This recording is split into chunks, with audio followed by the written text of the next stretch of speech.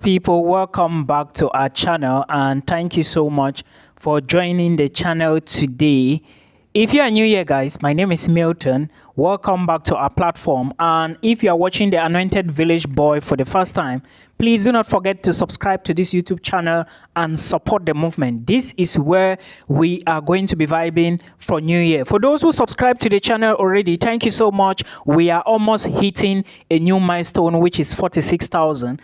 This is amazing for this platform. Thank you guys so much. Nigeria, thank you. Pakistan, thank you. India, thank you. Cameroon, thank you. USA, thank you. UK, thank you. If you are watching from anywhere around the world, thank you. UAE, I see you guys. Everybody, I see you. Thank you so much. So somebody asked me this question, Milton, how can I apply for a Portugal study visa?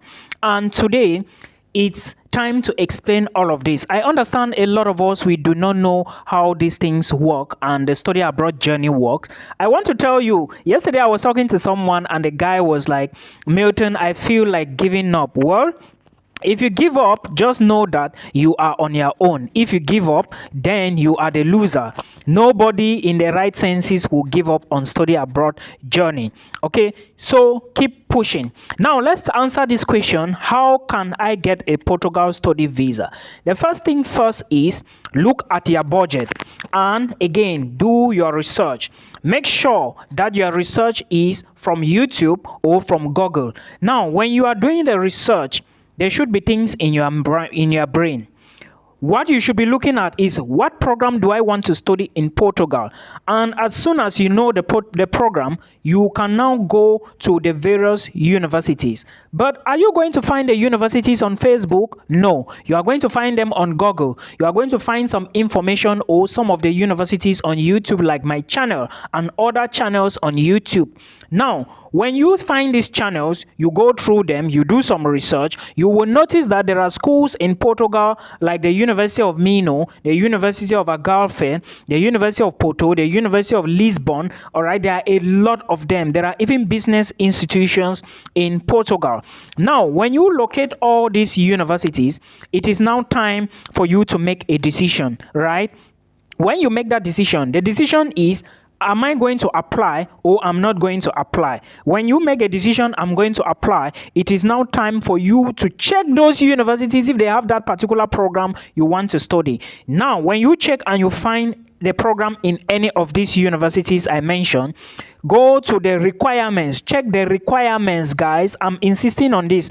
Check the requirements. 1. 2, check the application fee, because Portuguese universities charge application fee.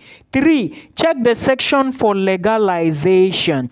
Legalization is very important, and as I know, if you do not legalize your documents, it might be difficult for you to go into public universities in Portugal. This is very important. Do not forget, check legalization.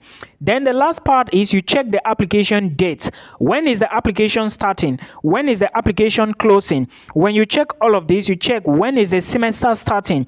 Then when you have all this information, now you check the tuition fee. For the section for the tuition fee, you are going to find information on how the tuition is distributed. Most Portuguese universities, you would be paying tuition in like 3, 4, 5 or 6 or even 7 installments. They will charge you in installments. So, and another advantage with Portugal is that their tuition is quite affordable. Portuguese universities, most of them will open their applications this January. So you should be putting an eye. A lot have started already, and I'll be bringing more videos. Now, when you check all those things and you are d'accord with it, during the application process, you apply to the university. When you apply to the university, you pay the application fee, you upload your documents, then as soon as everything is complete, you submit your documents.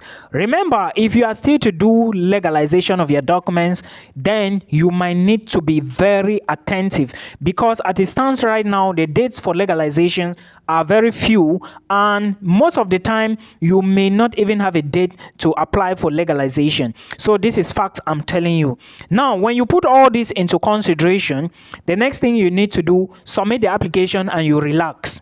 It's going to take the school some time. There might be online interview.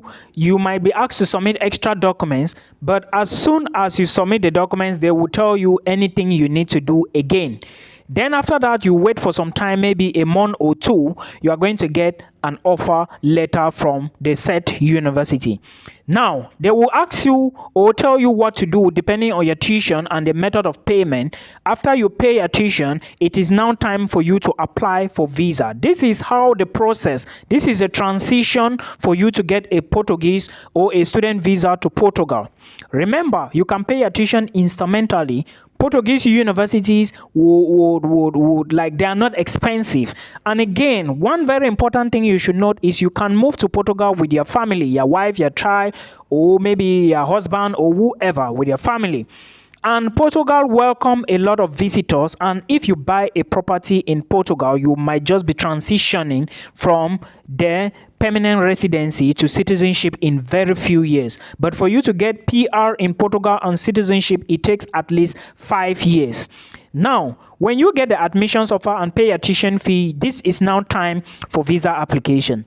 Again, you need to do research. How is the research going to be done this time around? This time you are going to YouTube maybe to get questions or maybe information that can help you, like this particular video I am filming right now, to get information on things related to documents. But where I will always recommend if you want to go for visa application is the embassy's website.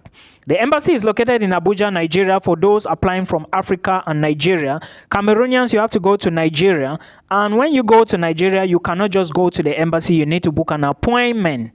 Now, remember, you are applying for a Portugal study visa. This is a D-type visa and not a short stay visa, not a Schengen visa. This is a student visa. Okay, the Schengen visa is a short stay visa for less than 90 days. A student visa is a long stay visa for more than 90 days. I hope you understand. Now, when you look at, you have to go to the Portuguese embassy's website.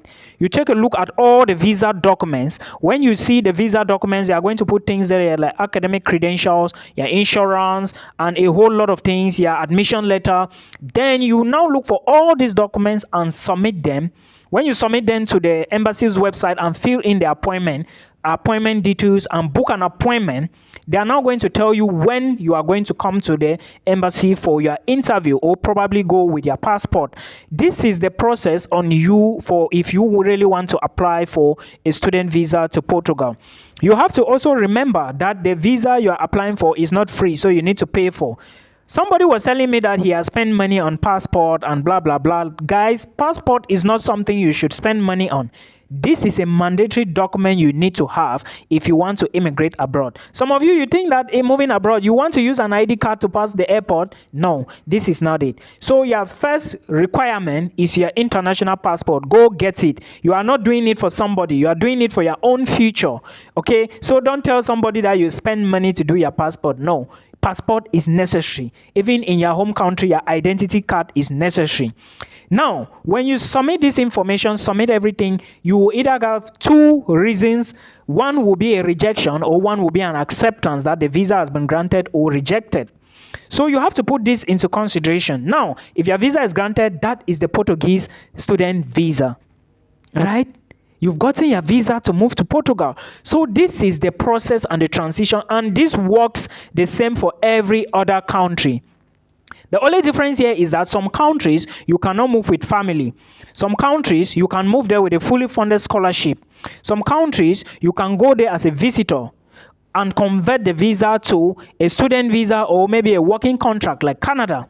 But a country like Portugal, it is going to be difficult. Some people will ask, I'm going to use a Schengen visa to go in then convert it. Yes, it might be possible if you go in and get an admission, but not every country will do this. So before you move or use this method, make sure you ask the competent authorities or even the school you want to enroll in, because all these things, I believe, they are to be planned. I hope you understand. So for Portugal, those chasing Portugal is a nice country. If you are looking at cheap countries now in Europe, it should be Portugal. Proof of funds is not that much. Maybe with 6 million is enough in your account or in your sponsor's account. Okay, so you have to strategize well and make sure you do the right thing. For those of you who are looking at Canada, 10 million is not going to solve your problem now to immigrate to Canada. if you are going on a student visa, especially those going to colleges that cost $10,000 and above, 10 million is too small, because you have to pay the tuition, or even if you are not paying the tuition, you need to show the entire tuition for that duration of the program, plus living cost money. Living cost alone is 20,000 plus. So you have to put all this into consideration, guys. It is very, very important. Please do not forget to subscribe to this channel. I hope you liked this video. Please like the video and also share to one person. Till we meet again in another one. Bye bye.